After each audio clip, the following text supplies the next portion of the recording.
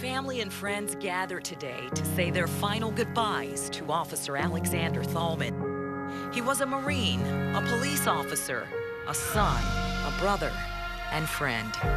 Loved ones celebrated the life he lived and the community he served. That he was happy performing his duties as a New Bern police officer. Officer Thalman was 22 years old. He served with the New Bern Police Department for 7 months. He died in the line of duty, but he left his mark on many.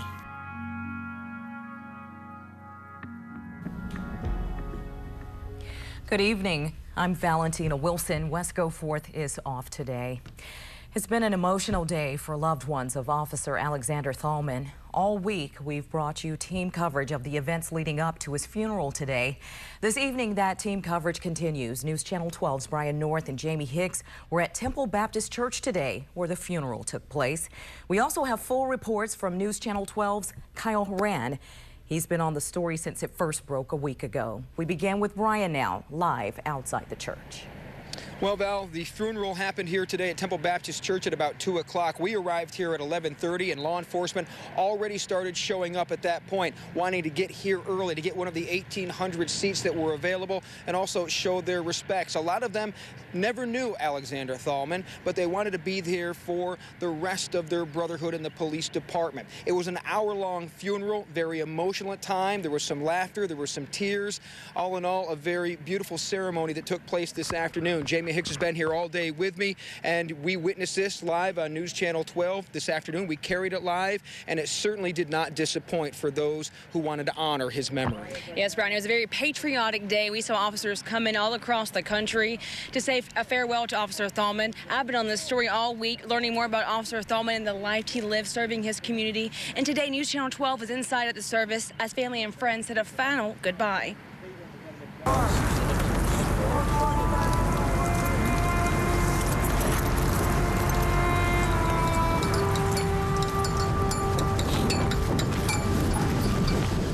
And he was my hero.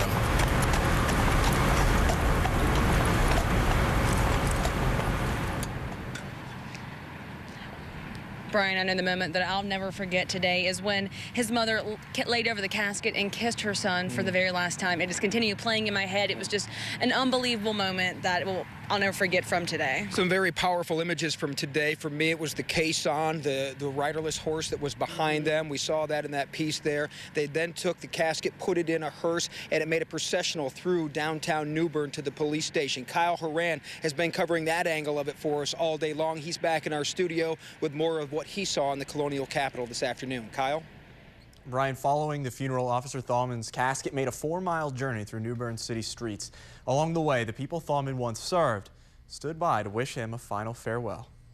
I think it's tragic that a young man who's so young and done everything right so far should have his life ended so suddenly and so tragically.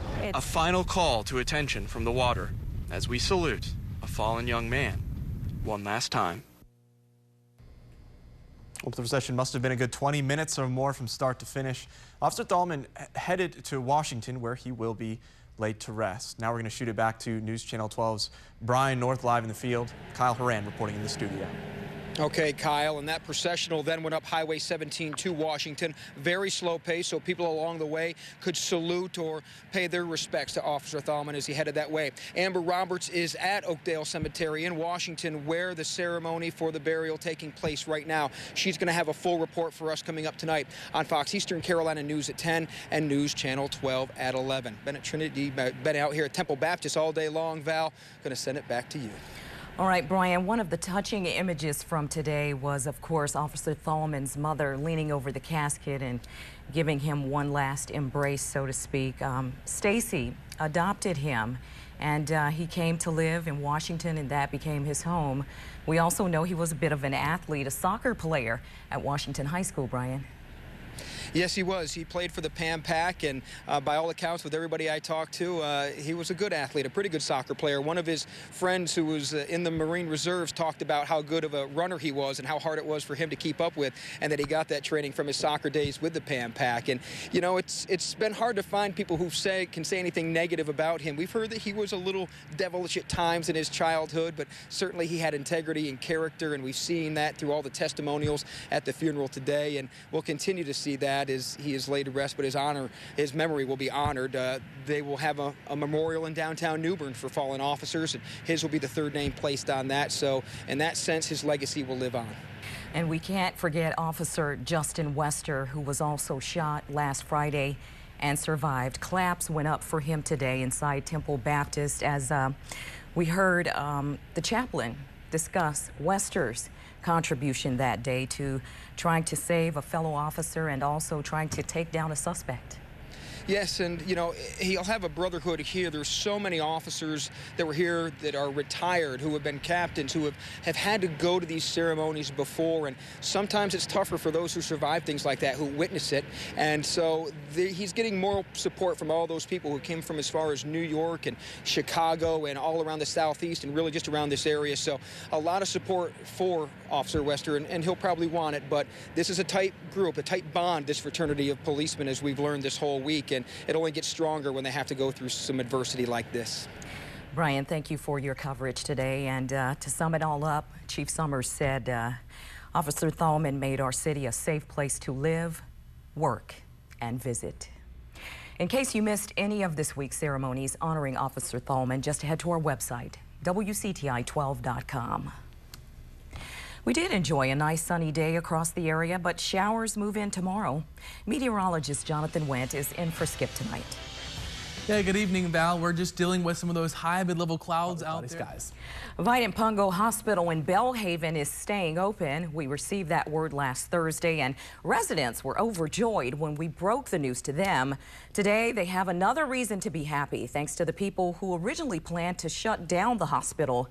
News Channel 12's Michael Hennessy explains. Last year, officials with Vidant Health announced that they were closing their Belhaven location, Vidant Belhaven. Michael Hennessy for News Channel 12. Vidant officials say the hospital will be free of any long-term debt. That was paid off in 2011. NAACP officials call the agreement an historic event and an example of how to save rural hospitals across America. You may remember this next story, the gator that attacked and ate an 80-pound husky. We tell you where that gator is now and how it's being used as an educational tool. And it's a last-ditch effort. Tonight on World News, the difficult search to find the missing Malaysia flight before the black boxes stop pinging. I'm Storm Track 12 meteorologist Jonathan Wendt. It was a gorgeous day today, very warm, record-breaking temperatures. I'll show you where, plus a chance of some rain showers for tomorrow, coming up right after the break.